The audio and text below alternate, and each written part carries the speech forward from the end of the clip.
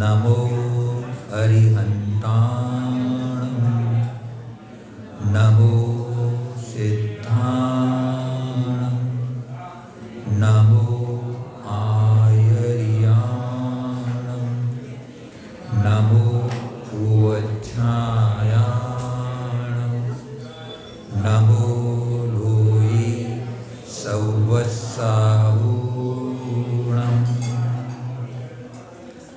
नरेन्द्रं फणेन्द्रं सुरेन्द्रं मदीशं सतेन्द्रं सुपूजे भजेनायशीशं मुनीन्द्रं गणेन्द्रं नमो जोड़ियातं नमो देवदेवं सदा पार्षनादम्।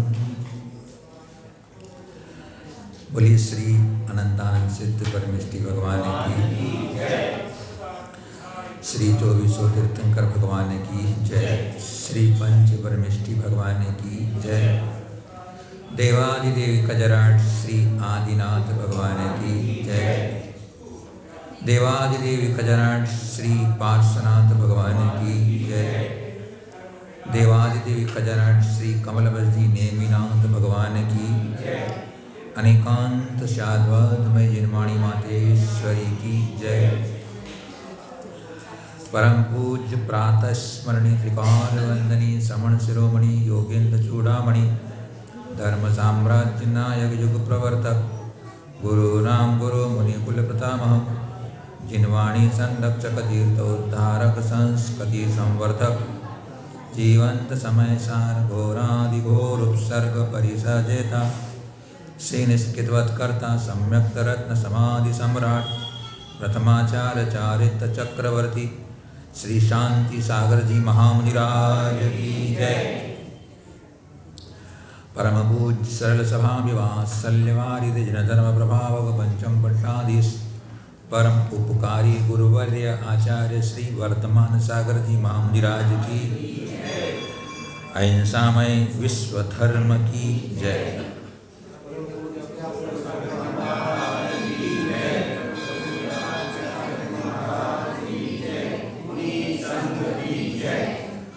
तज्जयति परम ज्योति समं समस्तैरनंत पर्यायै दर्पणतल इव सकला प्रतिफलति पदार्थ मालिका यत्र।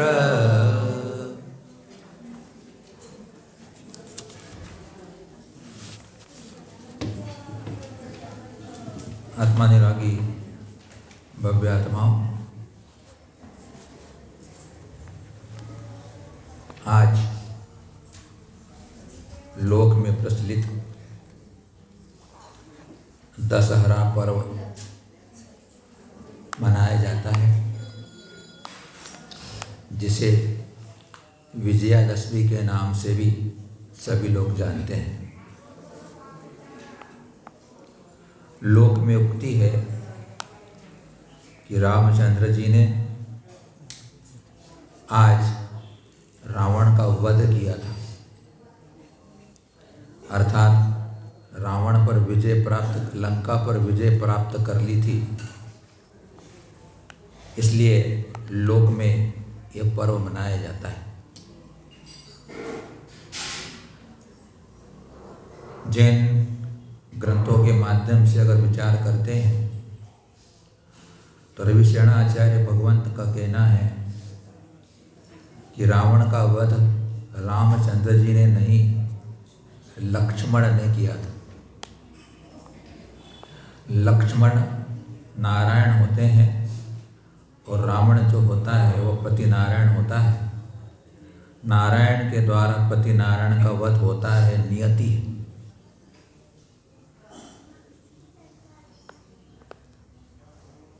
दशहरा इसलिए बोलते हैं कि रावण के 10 मुख थे और आज 10 मुख वाले रावण को हरा दिया, इसलिए दशहरा नाम प्रचलित हो गया। लेकिन यह जैन ग्रंथों में अलग प्रकार से इसका प्रतिपादन होता है। रावण को दशानन नाम भी है और रावण नाम भी है। जब रावण का जन्म हुआ तब उसने जन्म के दिन ही अपनी माता के गले में पड़े हुए हार को खींच लिया था, और वह जो हार था उनके पूर्वजों के द्वारा दिया हुआ था, और वह 1000 नाग देवताओं के द्वारा सुरक्षित हुआ था। तो उसकी माँ ने वह अपना हार उसके गले में डाल दिया था, और उस गले में डालने से उस हार में उस रावण के 10 मुख दिखे थे। 10 मुख, आनन कहते हैं मुख को, दशानन, आनंद शब्द का अर्थ होता है मुख। तो उस हार में 10 मुख दिखे थे, इसलिए उसका नाम दशानन अपने जैन परंपरा में पड़ा है। रावण ने जब सीता जी का अपहरण कर लिया, पता चला, सारी सेना को लेकर राम लक्ष्मण पहुंचते हैं। घमासान युद्ध हो रहा है। रावण ने बहुरूपणी विद्या सिद्ध कर ली थी। उनके यहाँ दशानन या 10 मुख क्यों पड़े, उसके संबंध में चर्चा करना चाहता हूं। राम और लक्ष्मण भूमि गोचरी थे और रावण विद्यादत्त। उसने बहुरूपणी विद्या बहुत ही पुरुषार्थ के साथ सिद्ध की थी। लक्ष्मण और रावण का जब आमना सामना हुआ, लक्ष्मण हर तरह के शस्त्र चला रहे हैं, लेकिन रावण की मृत्यु नहीं हो रही है। लक्ष्मण रावण का एक मुख काटते तो 2 मुख हो जाते, 2 मुख काटते तो 4 मुख हो जाते, 2 भुजाएं, एक भुजा काटी जाती रावण की तो 2 भुजाएं बन जाती। 2 भुजाएं काटता लक्ष्मण शस्त्रों के द्वारा तो 4 भुजाएं बन जाती थी। क्यों? उस बहुरूपणी विद्या के कारण। इसलिए उनके यहाँ चल गया हो कि रावण के 10 मुख थे। रावण का मुख एक ही था। रावण राक्षस नहीं था, रावण राक्षस वंश का था। इसलिए उसको लोग उनके यहाँ राक्षस कहने लगे, से 10 मुख बना दिए उनके, उसका चेहरा भी अलग प्रकार का विकृत बना ले गए। इसलिए चर्चा कर रहे हैं कि लोगों ने रामायण देखी है और अभी भी देख रहे हैं, तो वो गलत धारणा न बन जाए, इसलिए यह बात का प्रतिपादन करना भी आवश्यक है। रावण रूपवान था, राक्षस नहीं था, नीतिवान था, कुलवान था, पंडित था, गुणवान था, जिनेंद्र भक्त था। सब कुछ गुण थे उसके अंदर, बहुत कुछ गुण थे उसके अंदर, सब कुछ गुण नहीं थे। बहुत कुछ गुण थे, सब कुछ गुण नहीं थे। उसमें एक अवगुण था कि वो बहरा था। रावण में क्या अवगुण था? कि वो बहरा था और वह अंधा भी था। आप सोच रहे होंगे कि महाराज रावण तो प्रतिनारायण महापुण्यशाली पद है और वह बहरा कैसे हो सकता है, वो अंधा कैसे हो सकता है? तो नीतिकार कहते हैं कि जो हित की बात नहीं सुने उसे बहरा कहना। नीतिकार क्या कहते हैं कि जो अपने हित की बात न सुने वो बहरा, और जो अहित के काम करे वो अंधा। एक अमोघ वर्ष नाम के एक मुनिराज हुए हैं, बहुत बड़े राजा थे। वो विरक्त हुए जिनसेनाचार्य के उपदेश से। उन्होंने प्रश्नोत्तर रत्न मालिका एक ग्रंथ लिखा है। 29 कारिकाएं ही हैं, लेकिन वो पूरी नीति परक है, गृहस्थ जीवन के लिए और आध्यात्मिक जीवन के लिए, व्यवहारिक जीवन के लिए वह पढ़ने लायक ग्रंथ है। हमारे पास है, प्रकाशित किया है हमने, कभी एक दिन करेंगे उसके अपने आप। तो उसमें ये लिखा है कि रावण को कितना समझाया, मंदोदरी ने समझाया, विभीषण ने समझाया, मंत्री ने समझाया, सीता को लौटा दो, सीता को लौटा दो तो अच्छा होगा। लेकिन उन्हें एक नहीं मानी, वो अपनी बात नहीं सुन रहा था हित की, क्योंकि उसे अहंकार था। अहंकार क्या था कि मेरे पास सारी प्रकार की विद्याएं, इतना बलशाली, इतनी सेनाएं मेरे पास है, मेरे को कौन हरा सकता है। और यह अहंकार था कि मेरा इतना सुंदर रूप है, सीता मेरे पे मोहित हो ही नहीं सकती, ऐसी बात ही नहीं हो सकती। बोले 16,000 रानियां मेरे तो चरणों में झुकती है, नहीं एक सीता मेरे अधीन क्यों नहीं होगी, मेरी दीवानी क्यों नहीं होगी। अहंकार था उसको। तो उस अहंकार के कारण भी वह आपके नाम से बहरा हो गया, और बल की अहंकारता के कारण भी बहरा हो गया। तो रावण पर जब शस्त्र चल रहे हैं लक्ष्मण के, विवल हो रहा है, विद्या है तो क्या हुआ, परेशान हो गया रावण। एक सर कटे, दो के चार, चार के 6, 8 के 10,000।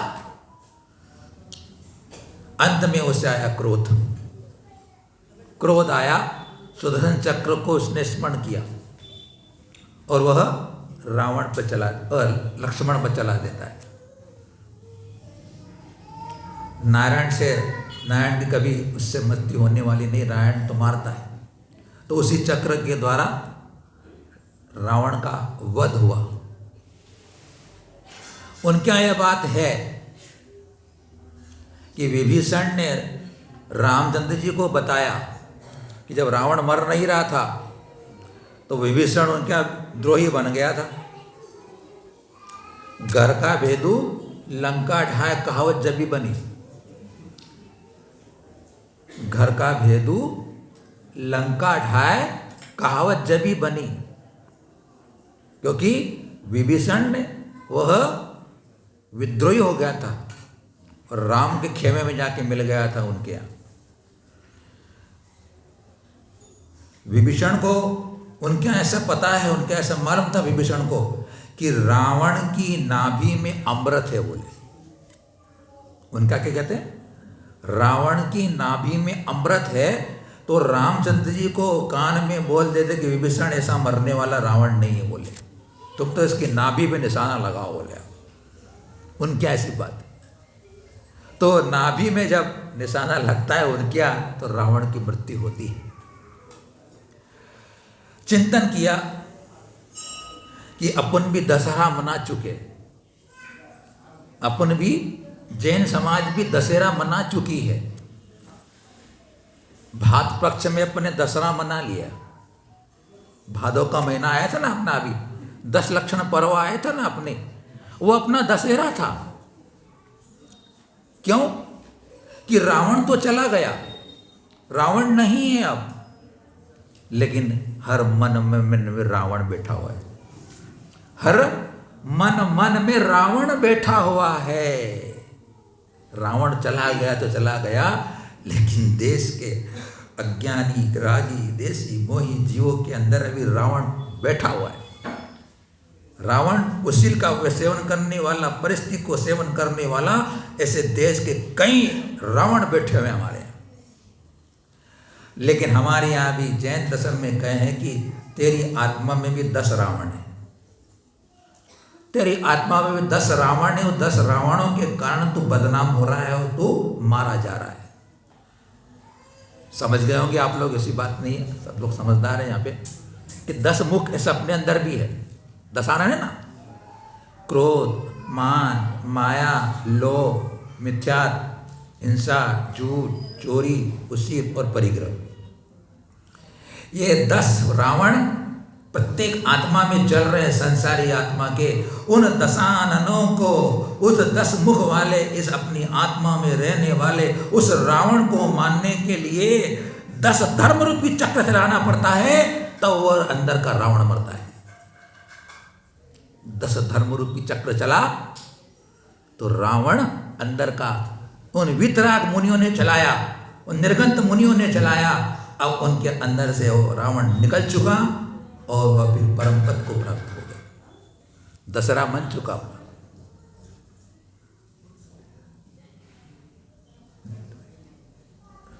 विभीषण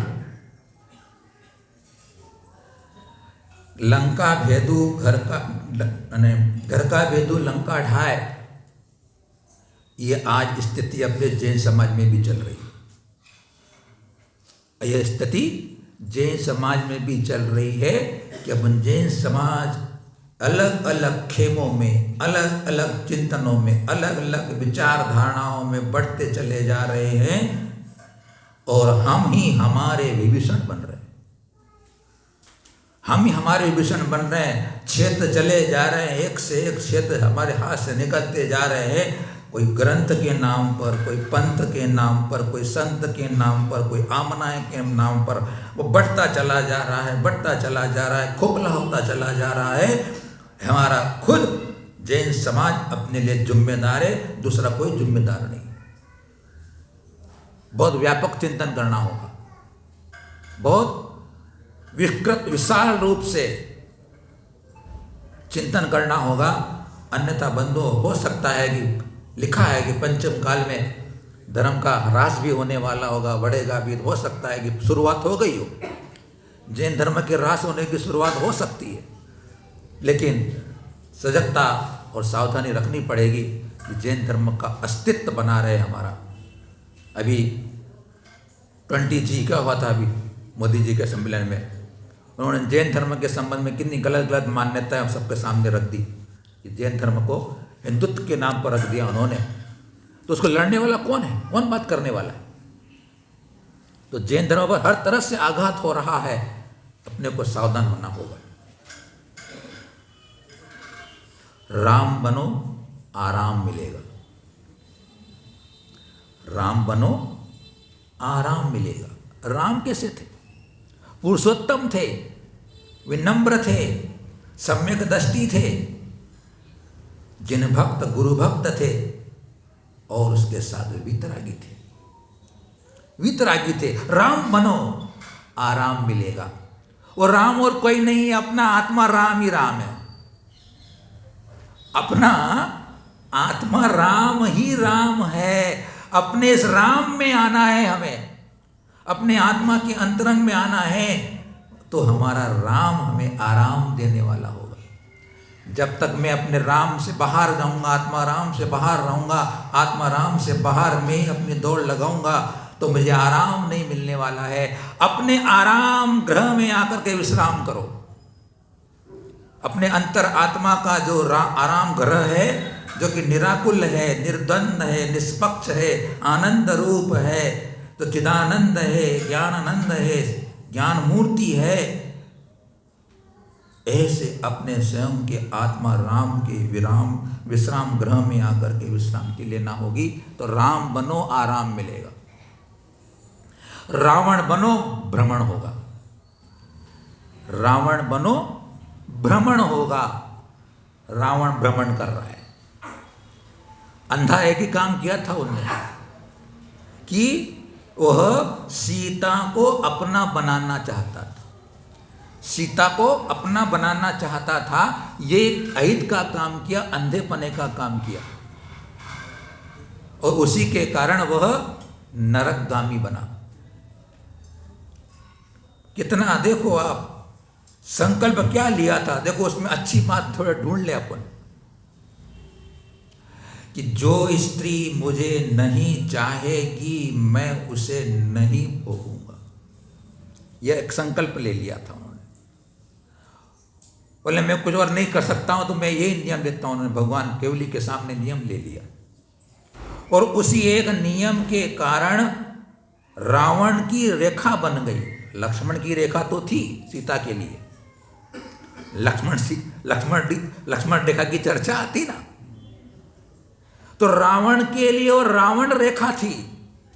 कि जो पराय स्त्री मुझे नहीं चाहेगी मैं उसे नहीं सेवन करूंगा, वह उसकी रावण रेखा ने उसे बचा के रखा था। अगर उसका वह संकल्प नहीं होता और सीता सतीत्व को अगर वह स्पर्श कर लेता तो सारी उसकी विद्याएं तत्क्षण नष्ट हो जाती।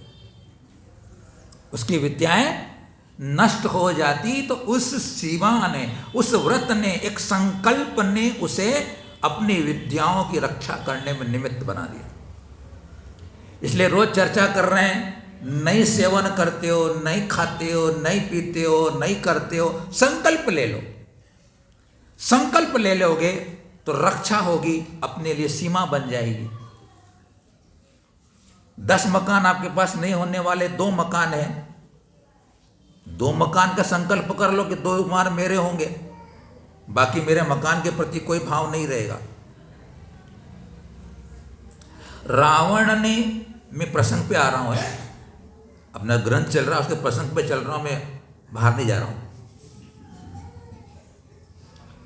तो 2 मकान के पीछे मेरी मूर्छा, 2 मकान के पीछे मेरा ममत्व भाव, 2 मकान मेरा परिग्रह, बाकी दुनिया के कोई मकान मेरे परिग्रह नहीं रहेंगे। संकल्प कर ले मेरे 2 मकान, और आपने 2 मकान का संकल्प नहीं किया तो जितने मकान सब तुम्हारे।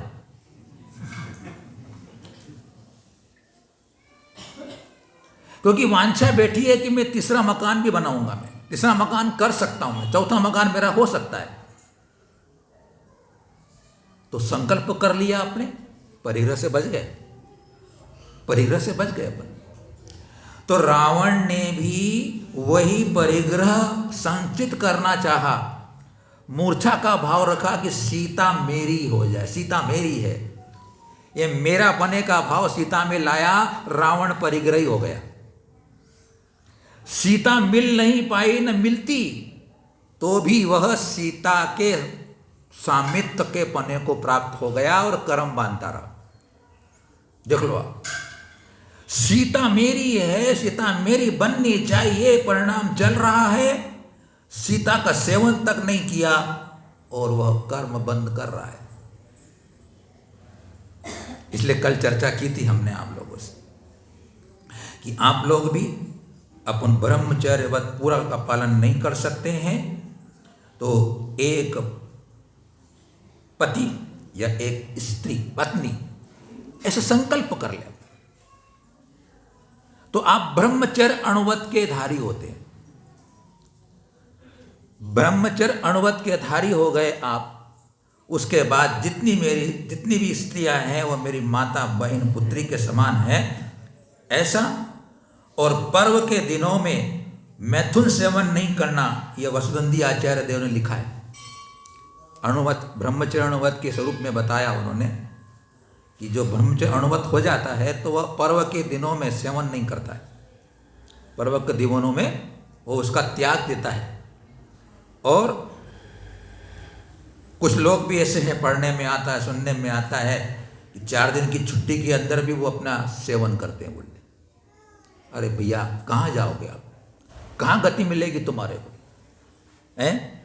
कभी इससे तृप्ति हुई है? ये अजबुझी अग्नि है, ये कभी बुझने वाली अग्नि नहीं है।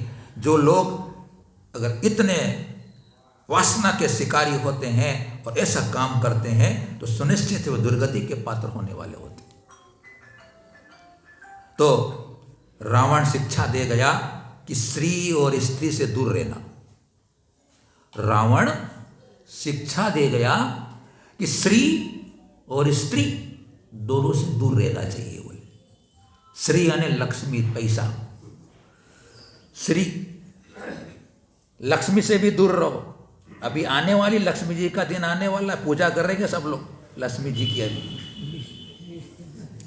20 दिन बाद, आज से 20 दिन पूरे गिन लो। आज 20 दिन, उल्टी गिनती शुरू कर दो, ध्यान रखना। हाँ। चतुर्मास की उल्टी गिनती शुरू कर दो आज से। 20 दिन बाद, 20 दिन के बाद हम छुट्टे, तुम भी छुट्टे।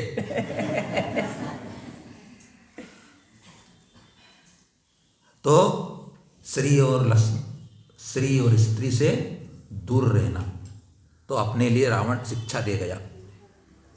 तो बंधुओं, आज उसी परिग्रह की चर्चा करना अपने को, क्योंकि हिंसा, झूठ, चोरी और कुशील इनकी चर्चा अपन कर चुके।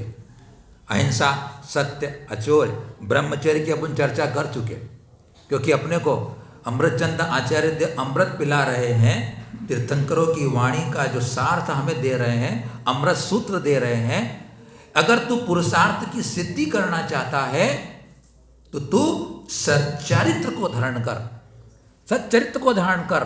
अगर पूर्ण चारित्र नहीं, पूर्ण चारित्र को धारण नहीं कर सकता है तो वह स्थूल व्रत धारण कर ले, अणुव्रत को धारण कर ले, तो भी तू मोक्षगामी हो जाएगा, तू भी मोक्षगामी हो जाएगा। व्रत धारण कर ले बोले, बिना व्रत धारण किए कभी किसी का कल्याण नहीं हुआ है। छोटे छोटे व्रत भी हमारा कल्याण करने वाले हो जाते। कल आया था स्वाध्याय में अष्टपहर में कि अभ्यास करने से क्या नहीं साध्य होता है, अभ्यास करने से क्या नहीं साध्य होता है। अभ्यास करे, उपवास करने का उन्होंने कहा, एक आसन करने का कहा, आसन स्थिर लगाने का कहा, आप निद्रा जीतने के लिए कहा। अभ्यास से साध्य होता है, निद्रा को जीत सकते हैं अपन।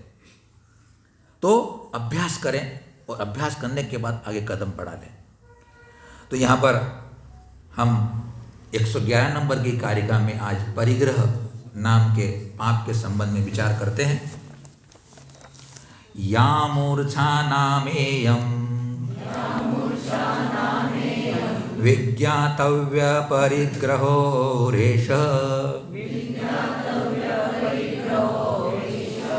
मोहोदयादुदीर्णो मूर्छा तु ममत्व परिणामम्।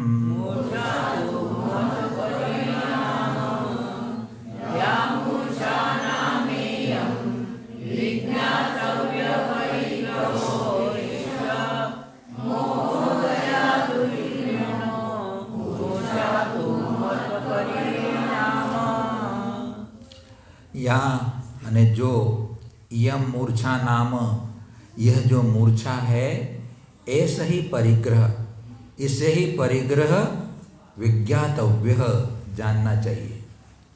तू अने और मोहादयात, मोहिनी कर्म के उदय से उदीर्ण उत्पन्न हुआ ममत्व परिणाम, ममता रूप परिणाम ही मूर्छा कहलाता है। दो बातें आ रही है इस कारिका के अंदर।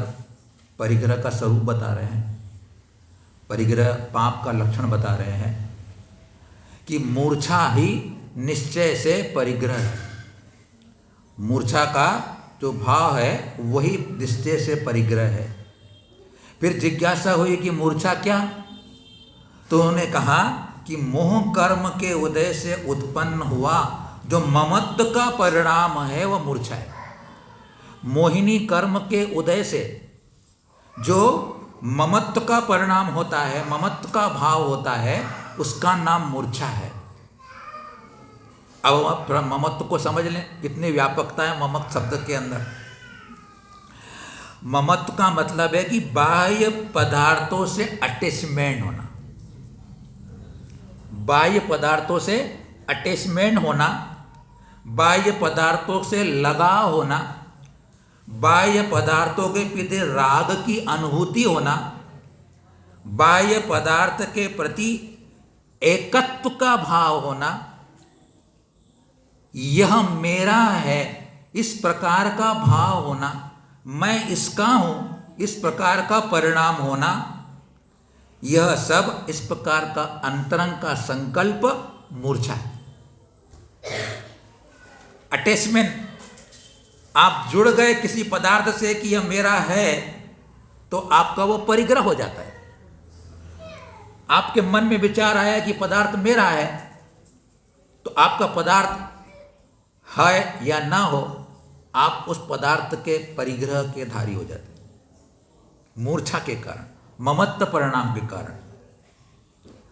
अनात्मी वस्तु में आत्मीयता का होना, आत्म भावना का होना ममत्व भाव है। अनात्मीय भाव में आत्मपने का भाव होना वो परिग्रह है। शरीर अपना परिग्रह है, शरीर अपना परिग्रह है। जब शरीर परिग्रह है तो शरीर से जितने जुड़े हुए हैं सब परिग्रह है। शरीर से जिसने जितना अटैचमेंट कर लिया वह सब परिग्रह के खाते में जाता है भैया। इसलिए हमें ऐसा परिणाम करना है कि पर वस्तु में मेरा ममत्व का भाव न हो। तो ममत्व का भाव होता है तो परिग्रह हो जाता है, ममत्व का भाव नहीं होता है तो अपरिग्रह हो जाता है। भगवान महावीर स्वामी ने इस परिग्रह को ही 5 पापों का कारण बताया। अभी तक दृष्टि में आपका होगा कि जो कुछ भी मेरे घर बार में है, मेरी दुकान में, मेरे गोडाउन में, मेरी फैक्ट्री में, मेरे पास सोना चांदी वगैरह सब है, उसके प्रति आप लोग बोलते ये मेरा परिग्रह है। वो परिग्रह होकर के भी आपके अंदर जो उसके प्रति ममत्व का भाव है, उसके प्रति मेरे पने का भाव, वस्तुतः वह परिग्रह है। आपके लाकर में जेवरात रखे हुए, लाकर में जेवरात रखे हुए हैं, गले में पहना हुआ हार नहीं 9 लखेगा तुम्हारा, लेकिन कहाँ रखा हुआ है? लॉकर में रखा हुआ है। फिर भी आप उसके मालिक हो कि नहीं हो? क्या बोलते हो? मेरा हार वहां रखा हुआ है? वो तो वहां रखा हुआ है, फिर भी बोल रहे मेरा रखा हुआ है। तो ये आपके अंदर जो भाव हुआ ना मेरा, वो मेरा पना आपके परिग्रह को द्योतित करने वाला है। मोबाइल क्या है? मोबाइल, मेरा मोबाइल कहां गया? मेरा मोबाइल मिल नहीं रहा, मेरा मोबाइल गुम गया बोले।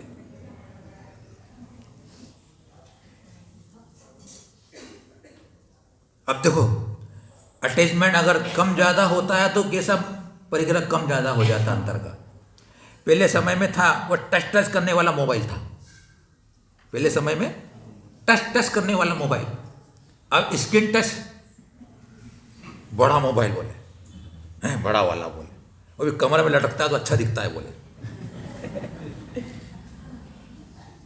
तो जो पहले वाला मोबाइल था जो कि टच करने वाला छोटा सा था, उसमें कोई ज़्यादा फंक्शन नहीं होते थे, अब पास में बड़ा आ गया ना, अब उसके पास अटैचमेंट कम है छोटे वाले से, अब बड़े वाले अटैचमेंट ज़्यादा है। दोनों आपके पास है, लेकिन अटैचमेंट किसके पास साथ आपका है? तो जिसके साथ कम अटैचमेंट वो परिग्रह कम, और जिसके साथ अटैचमेंट ज़्यादा वो परिग्रह ज़्यादा। इसलिए अटैचमेंट शब्द बड़ा व्यापक है। कितना लगाव आपका है, जितना लगाव आपका पर द्रव्य से है, पर पदार्थ से है, उतना बड़ा परिग्रह। बड़ी विचित्र बात है कि हमारा आत्म तत्व स्वतंत्र होते हुए भी एकमात्र इसी परिग्रह की डोर से बंधा हुआ है। स्वतंत्र आत्म तत्व होकर के भी इस परिग्रह की डोर से बंधा हुआ है, पतली सी नन्ही सी डोर, सिर्फ भावों की डोर है। परिग्रह शब्द ही कहता है, परिग्रह शब्द उत्पत्ति है, समन्तात गृह्णाति इति परिग्रह। दो चारों ओर से आत्मा को घेरता है, जकड़ता है, पकड़ता है, उसका नाम परिग्रह है। मकान माथे पे कोई लेके चलता नहीं है, मकान कोई माथे पे लेके नहीं चलता है, लेकिन यहाँ से जब उठोगे तो कहाँ जा रहे हो? बोले घर जा रहा हूँ बोले मेरे। तो यहाँ मकान नहीं होकर के भी मकान आपका है कि नहीं है? क्यों? आपका ममत्व भाव है, अटैचमेंट है, दूसरे घर में तो जाते नहीं हो। अब देखो ना, पास के घर में आग लग जाए, अटैचमेंट नहीं है, अपने क्या करना है बोले, और अपने घर में आग लग जाए तो तो वो परिग्रह अपना घर हुआ, पर का पड़ोसी का घर अपना परिग्रह नहीं हुआ, क्योंकि आप मेरा नहीं है, मेरा नहीं है। ये विशाल काय हाथी को बांधना बड़ा मुश्किल काम होता है, लेकिन वह हाथी भी अपनी मूर्छा से स्वयं बन जाता है। हाथी भी, इतने बड़े हाथी को बांधना आसान काम नहीं है, लेकिन उसकी मूर्छा क्या भाव होती है कि वो कागज की बनी हुई नकली जो हथनी होती है उसके प्रति उसका मोह का भाव आ जाता है, ममत्व का भाव आ जाता है, मूर्छा का भाव आ जाता है। तो वह उसके कारण बांधा जाता है। बड़े अच्छी बात पढ़ी मैंने कि मैं हिंसा नहीं करूँगा, झूठ नहीं बोलूँगा, चोरी नहीं करूँगा, मैं परिस्थिति का सेवन नहीं करूँगा। सबके लिए तैयार हो जाते हो, लेकिन परिग्रह को सुरक्षित रख लेते हो। परिग्रह को सुरक्षित रख लेते हो, मैं परिग्रह को नहीं छोड़ता हूँ बोले में। कैसी विडंबना है। हिंसा करने वाले को अच्छा नहीं मानते अपन, झूठ बोलने वाले को विश्वास नहीं करते अपन, चोरी करने वाले को अपने पास बैठाते नहीं अपन, हैं। कुशल आदमी खोटी स्त्रियों के साथ समागम करने वाला हो तो उसको दूर से राम राम कर देते हैं, लेकिन जिसके पास परिग्रह हो तो आइए बैठिए साहब बोले। तो पैसे वाला है, धन दौलत वाला है, इज्जत शोहरत वाला है, बहुत दान धर्म करता है, तो बोले सेठ जी साहब आइए, हैं। उसका अनादर नहीं करते अपन। तो कहते हैं कि तुमने परिग्रह का आदर किया तो पाप का आदर किया। तुमने परिग्रह को आदर किया तो पाप को आदर किया। तो बंधुओं, कैसा ममत्व कैसा होता है कि मूल से ब्याज प्यारा हो जाता है। मूल से ब्याज प्यारा होता है। तो ब्याज कौन सा है अशोक जी, मनोज भाई? बेटे का बेटा, पोता अपना होता है ना, पोता अपना होता है ना, नातू बोलते आप क्या? बेटे से नातू ज्यादा प्यारा होता है ना, तो मूल से ब्याज प्यारा होता है। पोते के पीछे सब कुछ तैयार हो जाते हैं आप लोग। अटैचमेंट देखो आप, अब पुत्र से लगाव कम हो गया और पोते से लगाव बढ़ गया। पोता तुम्हारा कभी होने वाला नहीं है, फिर भी आप कैसा ममत्व कर लेते हो। तो संसार है, समझने की चर्चा चल रही है, चिंतन विचार कर रहे हैं कि मुझे क्या करना है, कि मैं कितना अटैचमेंट से दूर रहूं, कितना ममत्व भाव कम करूं, जितना आवश्यक उतना करूं, व्यर्थ का न करूं। ये सब चिंतन और चर्चा की बात चल रही है। देखो कैसा है कि कैसा अटैचमेंट और कैसे संस्कार पड़े हमारे के अंदर। एक ऊंट को चराने वाला व्यक्ति, ऊंट 10-20 ऊंट थे उसके पास, ऊंट को चराने के लिए जा रहा था। रास्ते में रात हो गई, अंधेरा हो गया। उसके पास 10 ऊंट थे, लेकिन उसके पास ऊंटों को बांधने के लिए 9 रस्सी थी उसके पास। 9 रस्सी थी उसके पास, एक ऊंट को बांधने की रस्सी नहीं थी। कैसे अंतरंग से बनते हैं उसका उदाहरण दे रहे हैं आपके सामने, गुरु के मुख से सुना है। तो वहाँ देखता आसपास कोई झोपड़ी पट्टी है, वहाँ पर गया, आदमियों के पास गया, देखो रात को मेरे को निकालना है, यहाँ पर रात बिताना है, मेरे पास 10 ऊँट है, 9 ऊँट को बांधने की खुट्टी भी मेरे पास है, रस्सी भी उनके लिए मेरे पास सब है, लेकिन एक खुट्टी और एक रस्सी मेरे पास नहीं है। अगर खुट्टी रस्सी तुम मेरे पास दे दो तो मेरा हाथ काम निकलने, तुमको वापस लौट के चला दूंगा मैं। तो वो जो पुटिया में रहने वाला व्यक्ति थोड़ा दिमागी आदमी था। बोले देखो रस्सी से तो खुट्टी उट्टी मेरे पास क्या मिलेगी, जंगल में रहने वाला आदमी हो, तुम ऐसा करो कि उस जिसके तुम्हारे पास 10वें नंबर के ऊंट के लिए रस्सी और खुट्टी नहीं है, तुम उसके लिए एक एक्शन करो। तुम बोले उसके लिए क्या करो, आप एक्शन करना, तुमने बोले अभिनय करना तुमने। जैसे 9 ऊँटों को तुमने बांधा है तो उसको ऐसे पकड़ के लाना, उसके सामने खूंटा ठोकने का ऐसे करना और फिर गले में रस्सी डाल करके खूंटे को बांध देना। तुमने बोले तुम्हारा ऊँट कहीं नहीं जाने वाला। बोले अच्छा ठीक बात। तो वैसे किया उसने, ऊँट को लेके आया और उसके सामने एक्शन की, उनने खूंटे ठोकने की, गले में रस्सी डालने का एक्शन किया, खूंटे बांध दिया। अब ऊँट क्या सोच रहा है? ऊँट क्या सोच रहा है? ऊँट यह सोच रहा है कि मैं बांधा गया हूं, मैं बंध गया हूं, रात भर वहीं बैठा रहा, वो हिला तक नहीं। देखो आप खूंटे से नहीं बंधा हुआ है, तो हम भी ऐसे ही बंधे हुए हैं, हम भी ऐसे ही बंधे हुए हैं। उस बंधन को तोड़ने की अनंत शक्ति मेरे पास है। उस मोह के, ममत्व के, मूर्छा के बंधन को तोड़ने की अनंत बंध अनंत होकर के भी हमारी इच्छाएं अनंत है। इच्छाओं की कोई सीमा नहीं है, लेकिन अगर मेरे अंदर की आत्मशक्ति जागृत हो जाती है, मैं गुरु के चरणों में बैठ करके अपनी अनंत चतुष्टय निज आत्म तत्व को जान लेता हूँ कि मैं निष्परिग्रह स्वभाव वाला हूँ, मैं ममत्व से रहित भाव वाला हूँ। ये ममत्व का भाव, ममत्तिम परिवज्जामि निम्पमत्तिम ओसंपज्जामि, सूत्र दे रहे आप, चिंतन करें। ममत्तिम परिवज्जामि, मैं ममत्व भाव को छोड़ता हूँ। चिंतन करें आप, क्या करना है आपको? चिंतन करना है कि मैं ममत्व भाव को छोड़ता हूँ। निर्ममत्तिम ओसंपज्जामि, मैं निर्ममत्व पने को प्राप्त करता हूँ। चिंतन करना है आपको। शरीर मेरा नहीं है, कर्म मेरे नहीं है, कर्म निमित्तक होने वाले भाव मेरे नहीं हैं, जितने भी मेरे सहयोगी संबंध हुए वे मेरे नहीं हैं। तब खुद कुंदकुन स्वामी जी कह रहे हैं कि परमाणु मात्र भी तेरा नहीं है, तो इकट्ठा सारा कर 3 लोग का करके बैठा हुआ है। तो बंधुओं, इसलिए परिग्रह पाप परिग्रह में पलता है। पाप कहाँ पलता है? सारे काम परिग्रह में होते। इसलिए परिग्रह को पिशाच भी कहा, परिग्रह को 10वां ग्रह भी कह दिया। 9 ग्रह तो होते ही है, लेकिन 10वां ग्रह भी होता है।